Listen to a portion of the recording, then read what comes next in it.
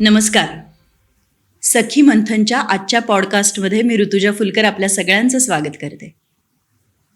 आपण आज 21व्या शतकात स्त्री स्वातंत्र्यावरती खूप भरभरून बोलतो, त्या दृष्टीनं पावलं उचलतो, काम करतो. पण मराठमोळ्या मातीतून आलेली स्त्री स्वातंत्र्यावरती पहिल्यांदी भाष्य करणारी पहिली उद्गाती मला वाटते ती म्हणजे आपली संत जनाबाई. डोईवरला पदर जरी आला खांद्यावरी, भरल्या बाजारी जाईन मी, असं समाजाला ठणकावून सांगणारी जनाबाई. आपल्या सगळ्यांच्या मनात एक हळवा कोपरा जनाई आणि तिच्या सतत चालणाऱ्या जात्यासाठी पण आहे. त्या जात्याबरोबर तिने असंख्य ओव्या रचल्या आणि त्या सगळ्या ओव्या आजही प्रवाहित होऊन आपल्या मनात वाहत आहेत. जनाईचं सगळं व्यक्तित्व, चरित्र समजून घेण्यासाठी आज आपल्याकडे पुनश्च आलेल्या आहेत फर्ग्युसन महाविद्यालयाच्या मराठी विभागाच्या विभाग प्रमुख असलेल्या डॉक्टर रुपाली शिंदे मॅडम. आपण मॅडमचं मनापासून स्वागत करूया. आणि मॅडम, आज तुमच्याकडून ही आपली साधी भोळी मराठी मातीतून आलेली जनाई, तिला समजून घेऊया. तर मला पहिल्यांदा तुम्हाला विचारायचं आहे की जनाई हिचं बालपण कसं होतं आणि नामयाची दासी ही जी काही नाममुद्रा तिने आयुष्यभर जपली, म्हणजेच ती नामदेवांकडे आली, तर तो तिचा सगळा प्रवास कसा होता तो सांगा. वारकरी संप्रदायातल्या या ज्या सगळ्या संत कवयित्री आहेत त्यांच्या बद्दलचा चरित्रात्मक तपशील फारसा उपलब्ध नाहीये. जनाबाईंच्या बद्दलचा जो उपलब्ध असलेला तपशील आहे तो असा आहे की जनाबाईंचे आई आणि वडील, वडिलांचं नाव होतं दामाजी आणि आईचं नाव होतं कुरुंद. हे जे दाम्पत्य आहे हे तळागाळातल्या स्तरातून आलेलं विठ्ठल भक्त कुटुंब होतं आणि त्यांना बरेच वर्ष अपत्य होत नव्हतं. आणि त्या जनाईच्या वडिलांनी असा नवस केला होता की मला जे अपत्य होईल ते मी विठ्ठलाचंच ते अपत्य असेल आणि त्याला मी नामदेवांच्या घरी सुपूर्द करीन. आणि ती जनाई आणि किंवा जनाईचे आई वडील जे आहेत ते परभणी जवळच्या गंगाखेड गावाकडचे. त्याप्रमाणे जनाईचा जन्म झाला आणि जन्म झाल्यानंतर काही वर्षांनी तिच्या वडिलांनी जनाईला नामदेवांच्या घरी सोडलं. त्यापूर्वी तिच्या आई निवर्तली होती आणि त्यानंतर वडीलही गेले आणि मग ही पोरकी जनी नामदेवांच्या घरी आली, दाखल झाली. नामदेव हे पंढरपूर जवळच्या मंगळवेढ्यातले, म्हणजे पंढरपूरच्या जवळच त्यांचं. तर नामदेवांच्या बद्दलचे अनेक आहेत. ते नरसीबामणीचे नामदेव का, नामदेवांचं मूळ जन्मगाव किंवा नामदेव कुठले, असे अभ्यासकांमध्ये बरेच त्याच्याबद्दल वादविवाद आहेत. पण आपण त्या तपशिलात जायला नको. जनाबाईंनी स्वतः तिची जी नाममुद्रा घेतलेली आहे, नामयाची दासी जनी, या नाममुद्रेकडे आपण लक्ष देऊया. आणि स्वतः जनाईंनी स्वतःच्या बालपणाबद्दल काय म्हणून ठेवलंय हे आपण आता बघूयात. काही अभंग अगदी विचार करून तुला आणि आपल्या प्रेक्षकांना ऐकवण्यासाठी मी आणलेले आहेत. त्या अभंगाच्या आधारेच आपण बोलूयात, म्हणजे जनाबाई आपल्याला आणखीन चांगल्या पद्धतीने कळेल. तर जनाबाई स्वतःच्या बालपणाबद्दल काय म्हणतायत हे आपण बघूयात.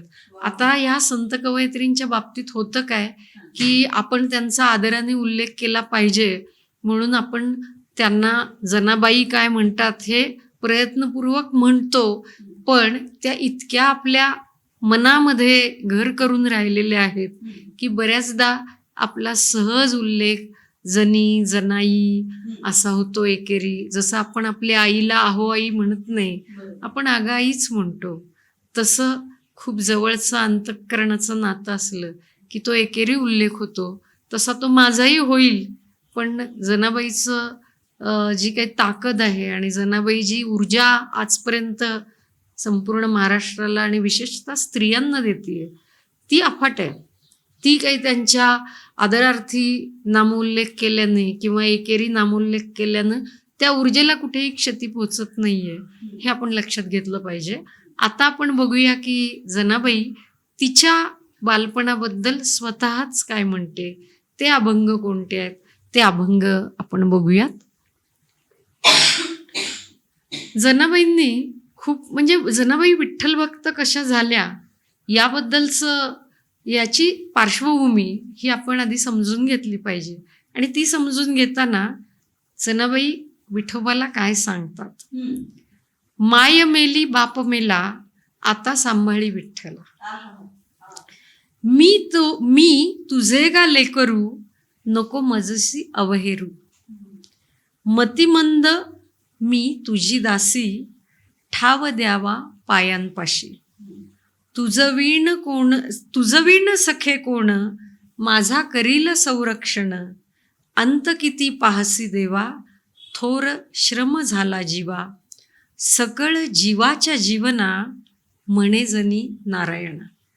ही जी जनी आहे ती या आकांताने विठ्ठलाकडे आली. माय मेली बाप मेला आता सांभाळी विठ्ठला. त्यामुळे जनाई एका अर्थाने सिंधुताई सपकाळांची ही आई आहे. वा हे आपण लक्षात घेतलं पाहिजे. तिचं पोरके पण काय अभंगात व्यक्त झालं. तिचं पोरके पण म्हणजे पोरक्या मुलांना आपलंसं वाटणं आणि पोरक्या मुलांचं मातृत्व आपण घेणं, ही परंपरा ही आपल्याला त्या विठूपासून आणि जनीपासून सुरू होती. हे आपण इथं मुद्दाम लक्षात घेतलं पाहिजे.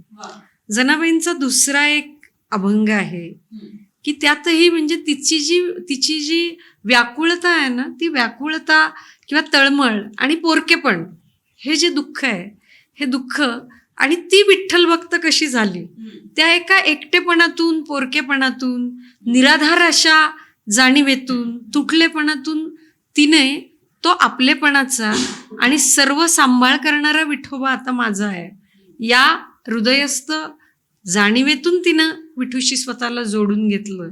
आणि तो दुसरा एक खूप सुंदर अभंग आहे. आई मेली बाप मेला मज सांभाळी विठ्ठला, हरी रे मज कोणी नाही माझी खात असे डोई, विठ्ठल म्हणे रुक्मिणी माझे जनीला नाही कोणी, हाती घेऊन तेलफणी केस विंचरून घाली वेणी घालून दिधली गाठ, जनी म्हणे चोळबा पाठ, जनी म्हणे बागोपाळा करी दुबळीचा सोहळा. हा दुबळीचा सोहळा करणं हा तिच्या भक्तीचं मर्म आहे किंवा तिच्या भक्तीची ताकद आहे. जनाबाईचा पोरकेपणातून म्हणजे गंगाखेड कुठं आणि म्हणजे मराठवाड्यातून पश्चिम महाराष्ट्रात ती आली. आई वडील नाहीत, तिला ते कळलं आणि आता या जगात मला कुणी नाही, आता जे आहे ते हे नामदेवाचं घर हेच माझं घर आहे. आणि त्या घरामध्ये ती अस्पृश्य समाजातली असल्यामुळे ती दासी जनी आहे. दासीचे खूप वेगवेगळे अर्थ आहे. दासी म्हणजे दास असणं, भक्त असणं, दास म्हणजे धाकटी असणं आणि सेवेकरी असणे. तर जनाबाई या सगळ्याच नात्यांनी नामयाची दासी जनी होती आणि ती विठ्ठल भक्त झाली. ती विठ्ठल भक्त होताना हा जो तिच्या जगण्यातला अभाव आहे, नात्यांचं पोरकेपण जे आहे, नातीच नाही आहेत तिला, आणि ती आकांताने विठ्ठलाला सांगते की हरी रे मज कोणी नाही. तर ही जी पोरकेपणाची जी आच आहे, ही धग आहे, ही धग ही तिच्या भक्तीमध्ये उतरली आणि म्हणून तिच्या भक्तीची ऊर्जा आजही आपल्याला जगण्याचा अर्थ शिकवते. वा वा, असं म्हणता येईल. म्हणजे खरोखरीच या ओळी डोळ्यात पाणी आल्याशिवाय राहत नाहीत, इतक्या हृदयाला भिडतात अशा ओळी आहेत. आणि खरंच तिच्या या पोरकेपणाचंच कुठेतरी तिच्या अंतःकरणात निरंजन झालं असावं असं वाटतं आणि ते पांडुरंगाचरणी तिने लावलंय. पण याच तिच्या अधिकारावरती पांडुरंगाच्या दरबारात सुद्धा आणि सगळ्या भक्त मंडळींसुद्धा जनीचा अधिकार फार मोठा आहे. हो, नक्की, निश्चित. हां, तर तो अधिकार काय आहे, कसं सांगाल तुम्ही? एक सांगू का की वारकरी संप्रदायाने स्त्रियांचं भक्त असणं आणि तिचं स्त्री असणं हे अतिशय सन्मानाने स्वीकारलेलं आहे. तिला तो सन्मान दिलेला आहे. म्हणजे नामदेव असतील किंवा स्वतः ज्ञानेश्वर माऊली असतील आणि नामदेवांच्या नंतर आलेले सगळ्या संत मेळ्यातले सगळे संत आहेत.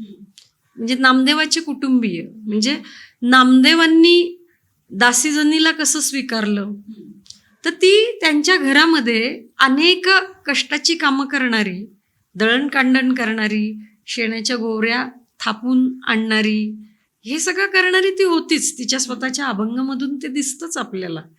पण जनाबाईंचा एक अभंग आहे आणि त्या अभंगामध्ये ते असं म्हणतात की नामदेवांच्या कुटुंबामधली मुलं आहेत, मुली आहेत, सुना आहेत, हे सगळे मिळून कुटुंबातले सदस्य आहेत 14 जण आणि 15वी दासीजनी.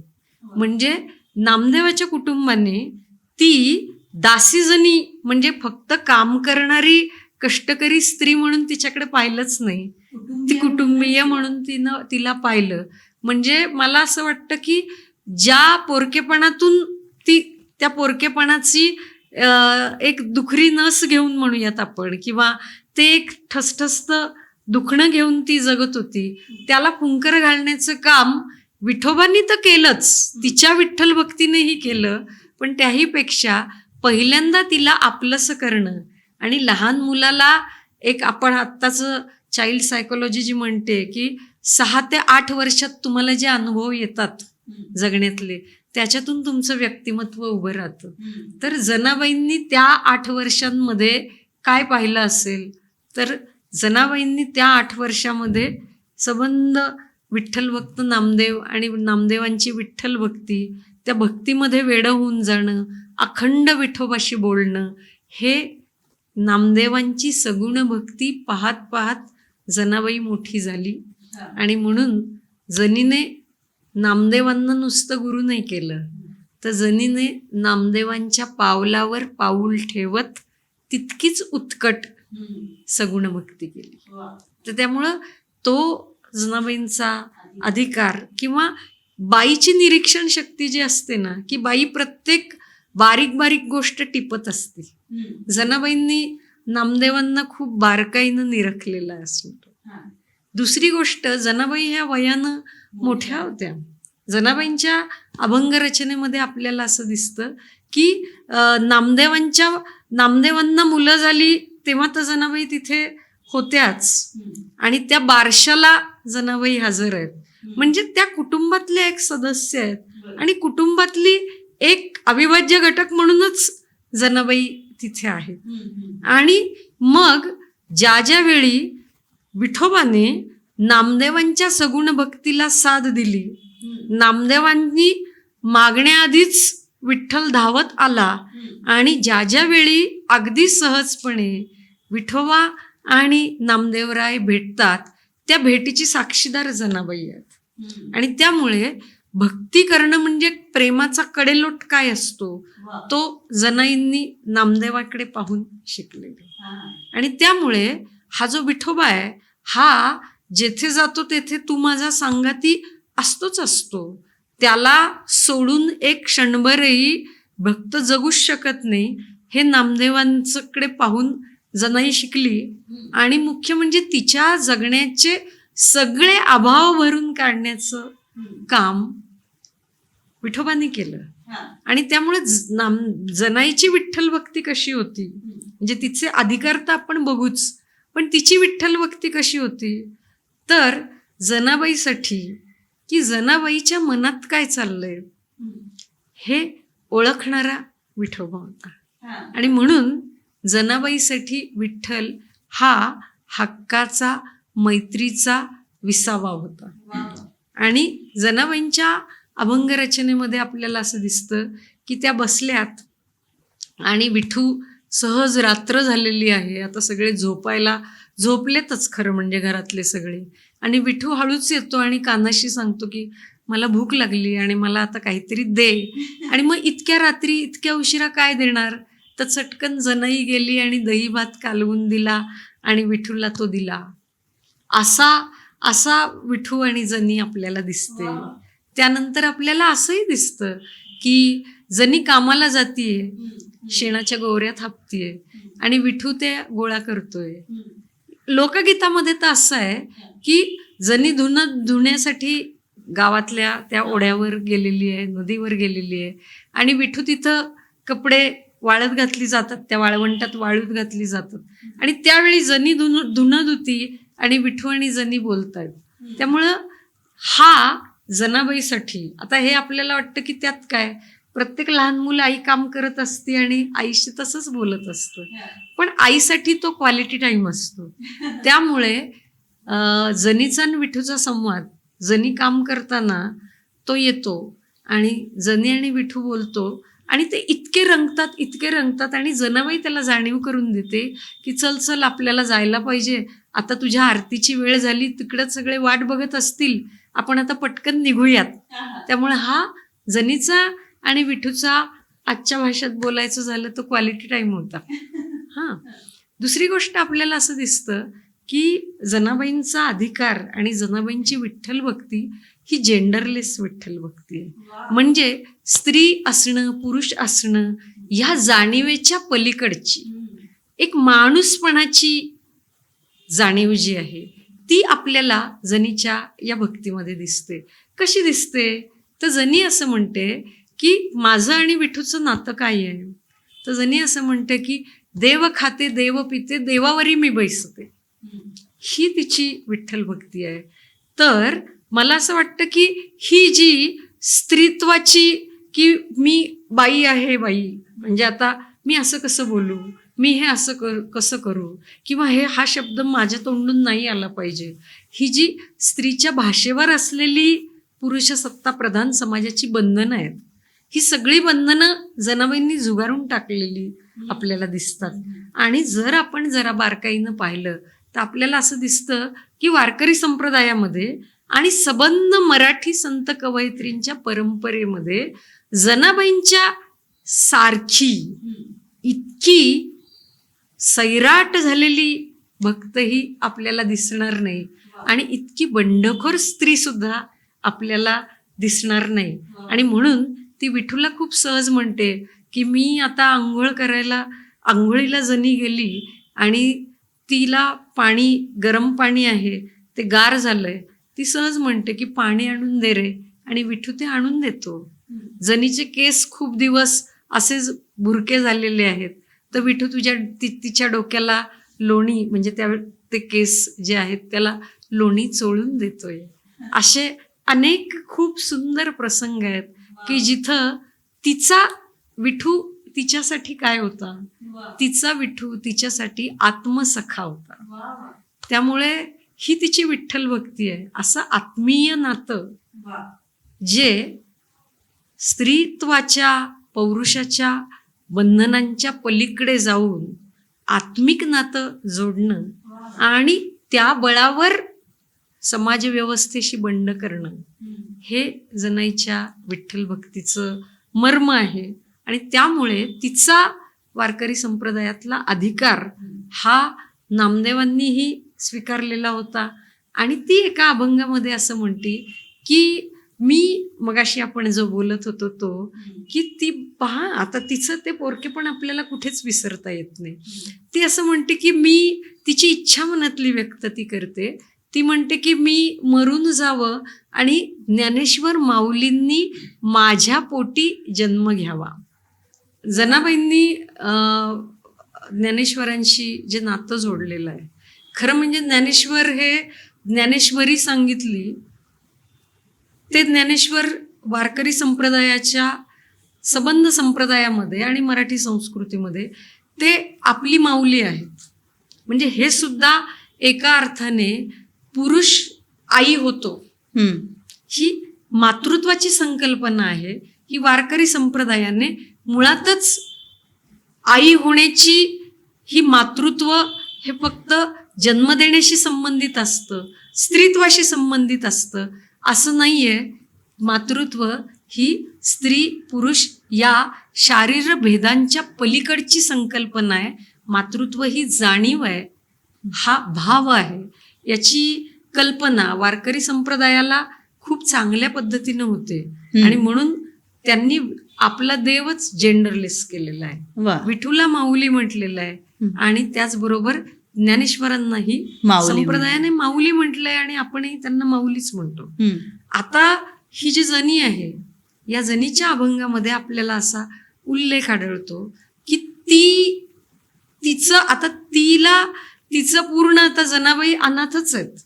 त्यांना लौकिक अर्थाने लौकिक जगण्यामध्ये मातृत्व म्हणजे बाय बर्थ जन्म देऊन मातृत्व शक्य नाहीये. मग ते मातृत्व कुठलं आहे? ते पुन्हा मनाच्या पातळीवरचं, भावनांच्या पातळीवरचं, विचारांच्या पातळीवरचं मातृत्व आहे. आणि मग त्या मातृत्वातून जनाबाईंना असं वाटतं की मी ज्ञानेश्वर माऊलींची आई झाले पाहिजे. म्हणजे जी जगाची माऊली आहे तिची मी माऊली व्हायची. म्हणजे ही जी वारकरी संप्रदायामध्ये जी ताटीच्या अभंगामध्ये सुद्धा आपल्याला दिसते की वात्सल्य प्रधान भक्ती आहे.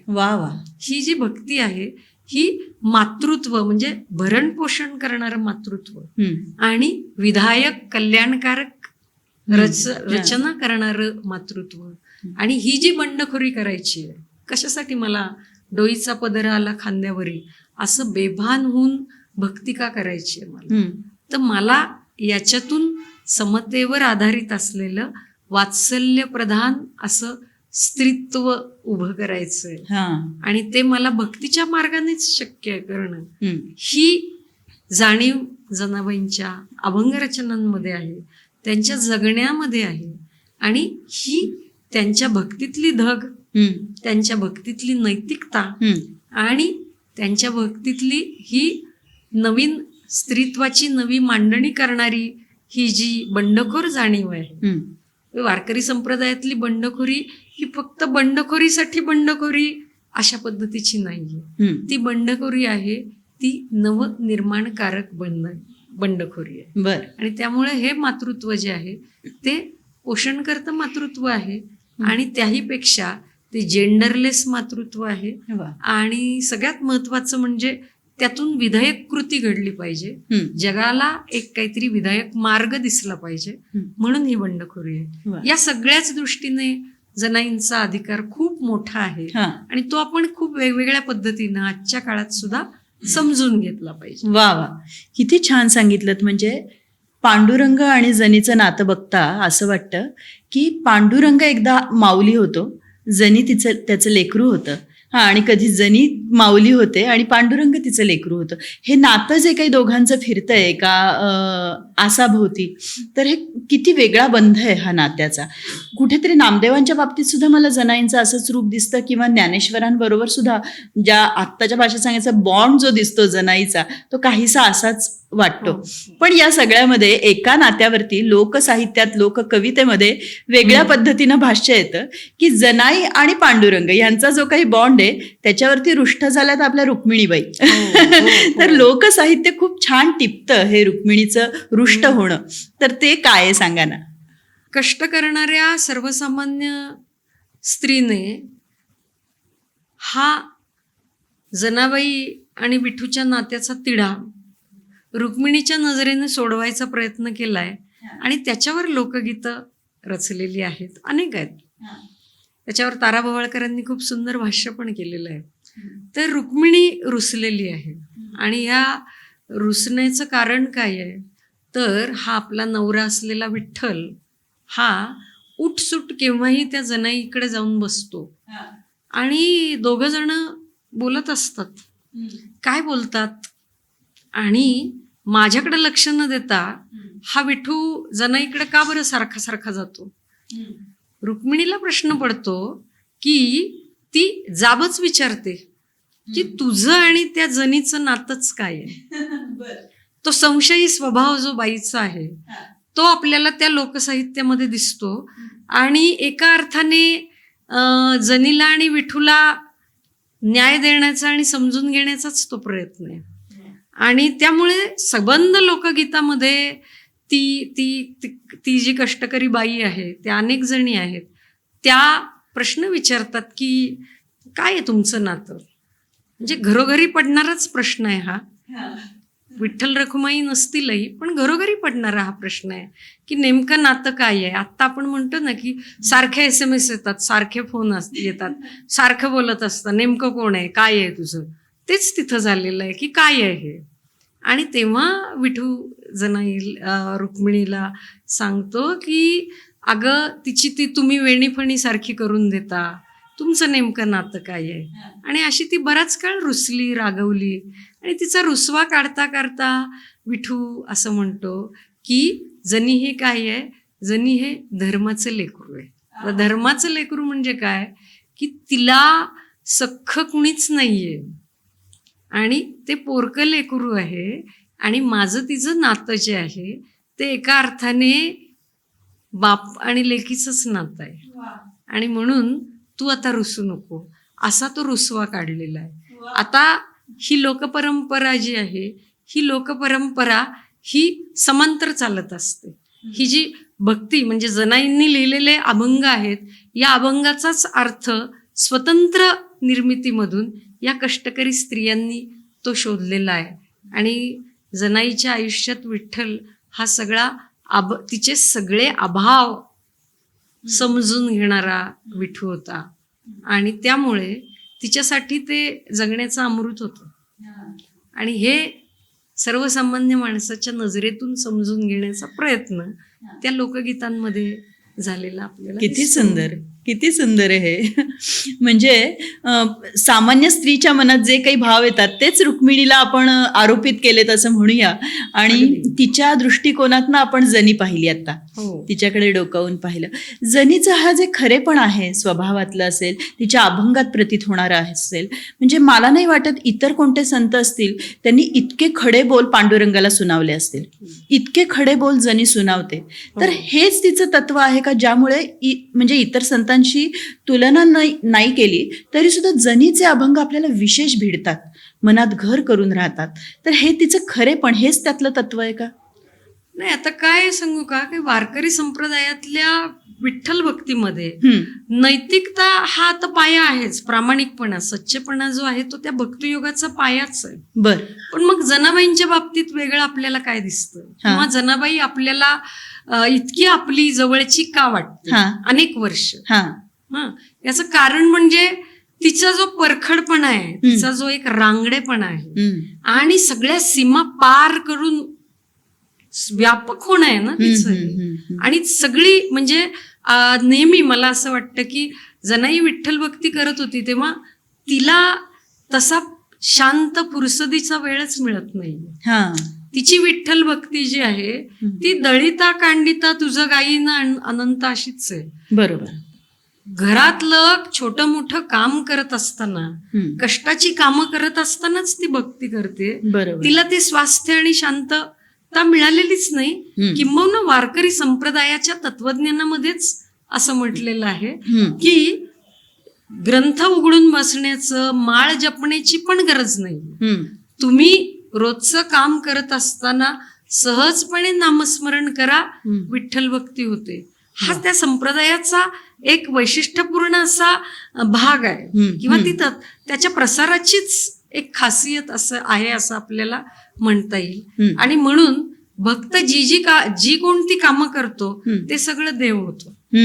म्हणजे सावतामाळेचा विठोबा हा कांदा मुळा भाजी अवघी विठाबाई माझी, हो ना.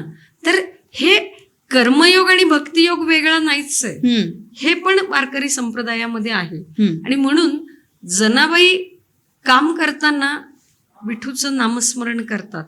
मला आज आपण त्याचा आजच्या संदर्भात जर विचार केला तर मला असं वाटतं की घरात काम करणारी जी स्त्री असते ती एकाच वेळी अष्टावधानी असते. म्हणजे तिने कुकर लावलेला असतो, त्याच वेळी ती पीठ मळत असते, त्याच वेळी घरात कोणीतरी आलेलं असतं त्याच्याशी ती बोलत असते, त्याच वेळी घरातलं त्याचं मूल बाळ असेल ते तिला काहीतरी म्हणत असतं, बाबा काहीतरी मागत असतात. ह्या सगळ्या गोष्टींचं अवधान तिच्याजवळ असतं आणि ती हे सगळं सांभाळत असते आणि एका बाजूला काम करत असते. मला असं वाटतं की बाईकडे ही जी टाइम मॅनेजमेंट, हम्म. व्यवस्थापन कौशल्य जे आहे हं. ते एकाच वेळी अनेक कामं करणं. हम्म. असं होत नाही की दूध उतू चाललंय आणि तिचं लक्षच नाहीये, हा, हा. ते असतं तिचं. हम्म. तर अगदी आदिम काळापासून हम्म. स्त्रीला आपली कॉन्सन्ट्रेशन म्हणजे एकाग्रता हम्म.